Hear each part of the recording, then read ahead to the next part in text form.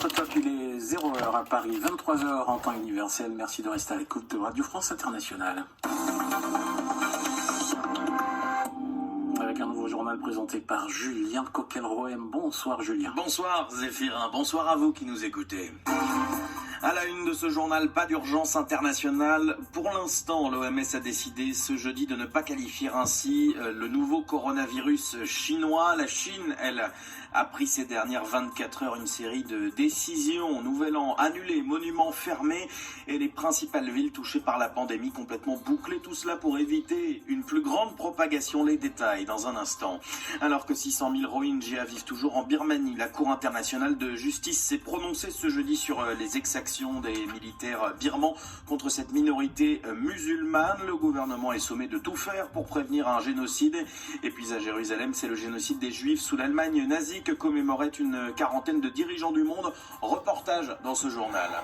RFI, la radio du monde. C'est une situation sans précédent face à la propagation d'une nouvelle forme de coronavirus qui a déjà tué en Chine 18 personnes et contaminé plus de 600 autres. 20 millions d'habitants se retrouvent confinés pour une durée indéterminée. Interdiction absolue de quitter Wuhan, épicentre de l'épidémie, et deux villes voisines. Les précisions sur ce bouclage de très grande ampleur avec Sami Boukhelifa. Wuhan offre des scènes presque tout droit sorties d'un film de science-fiction. Des rues, des avenues désertes et des barrages filtrants installés aux portes de la ville. Ils sont tenus par la police et par l'armée. Sauf autorisation exceptionnelle, personne n'a le droit de quitter cette métropole de 11 millions d'habitants. Plus de trains, plus d'avions, le confinement est total et les transports en commun sont également à l'arrêt. Boutiques, restaurants, centres commerciaux, presque tous les rideaux sont baissés. Wuhan a des allures de cité fantôme. L'inquiétude est fondée. Pour lutter contre cet ennemi invisible, ce virus meurtrier, Pékin a donc pris des mesures radicales. L'objectif de la quarantaine, éviter la propagation de cette maladie alors que le pays célèbre le Nouvel An. Les festivités entraînent généralement d'importants mouvements de la population à travers la Chine. Les autorités redoutent également les grands rassemblements dans les parcs et sur les places publiques. Combien de temps durera le confinement ? Difficile d'y répondre. Ce jeudi soir, l'Organisation mondiale de la santé, l'OMS, dit espérer des mesures de courte durée. Et au-delà de ces confinements dans le centre de la Chine, les autorités cherchent donc, Sami Boukhelifa vous le disait, à limiter les rassemblements, les festivités du Nouvel An chinois de Pékin, la capitale, qui réunissent des centaines de milliers de personnes chaque année, ont été annulées à la dernière minute. La très célèbre cité interdite, ancien palais des empereurs, fermé jusqu'à nouvel ordre. Après une prolongation de 24 heures de sa réunion d'urgence, l'Organisation mondiale de la santé a jugé qu'il était trop tôt pour décréter l'urgence internationale de santé publique. Elle reconnaît toutefois l'urgence en Chine. C'est une victoire pour la minorité musulmane Rohingya en Birmanie. La Cour internationale de justice s'est prononcée ce jeudi sur les mesures d'urgence pour protéger les Rohingyas de nouvelles exactions de l'armée birmane, accusée de génocide à leur encontre. Depuis août 2007, quelques 740 000 Rohingyas se sont réfugiés au Bangladesh pour fuir les violences qui auraient tué plusieurs milliers d'entre eux, selon les ONG.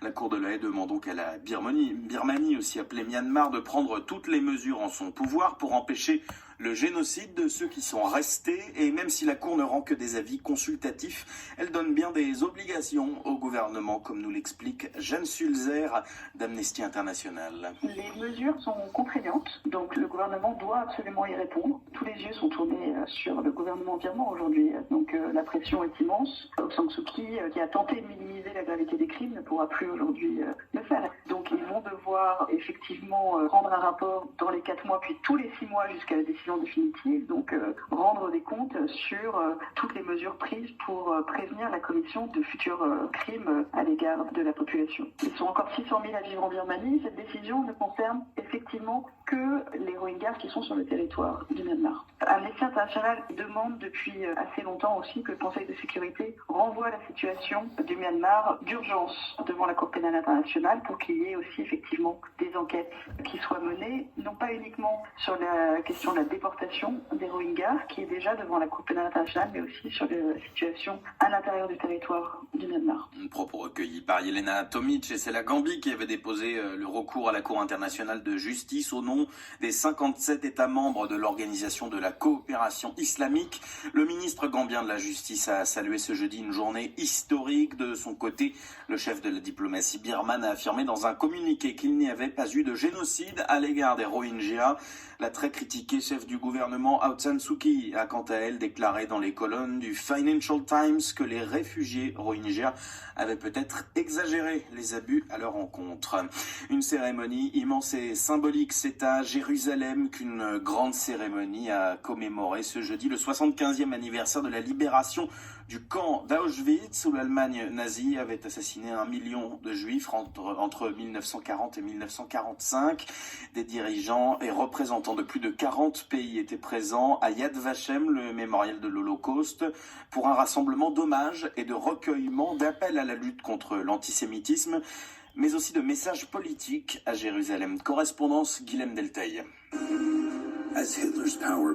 Pour retracer l'histoire de la Shoah, la cérémonie mêlait vidéos historiques et témoignages de rescapés. L'ancien grand rabbin Israël Merlau avait été déporté au camp de Birkenau. J'y suis arrivé, je n'avais pas de nom, j'étais juste un numéro. Prisonnier numéro 117030. À 7 ans et demi, quel crime avais-je pu commettre pour être un prisonnier ?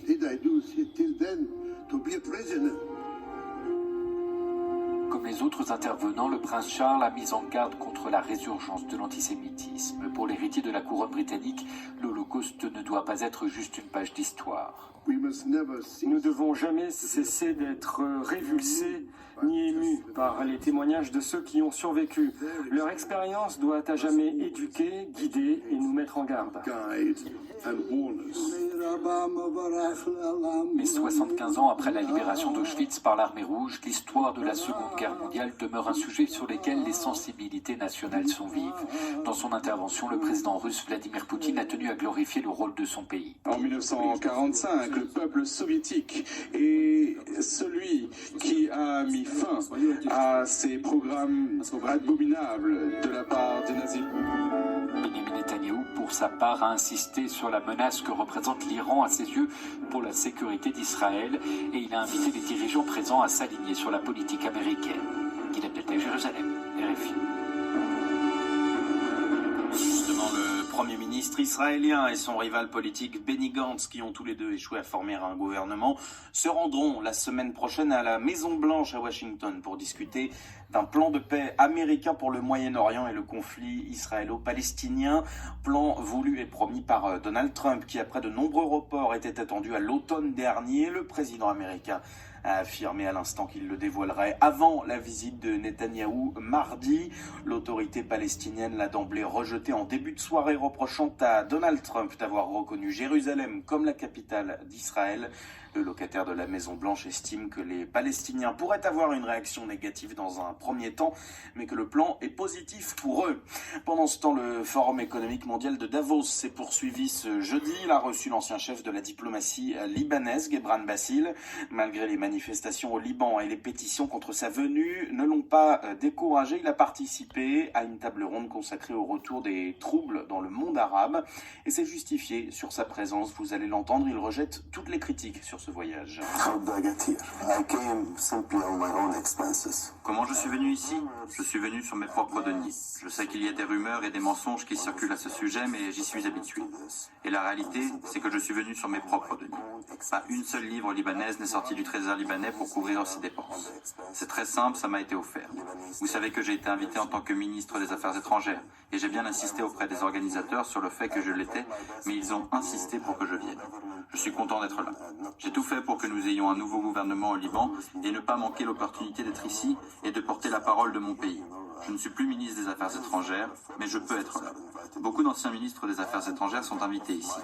Et puis, je suis à la tête du plus grand bloc parlementaire au Liban, sans compter que le président de la République m'a demandé de le représenter.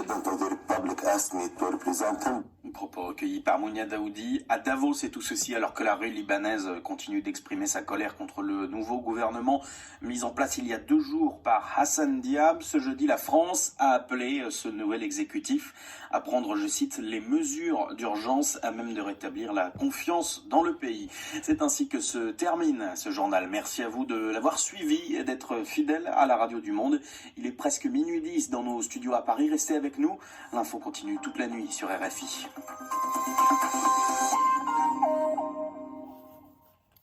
Ce samedi sur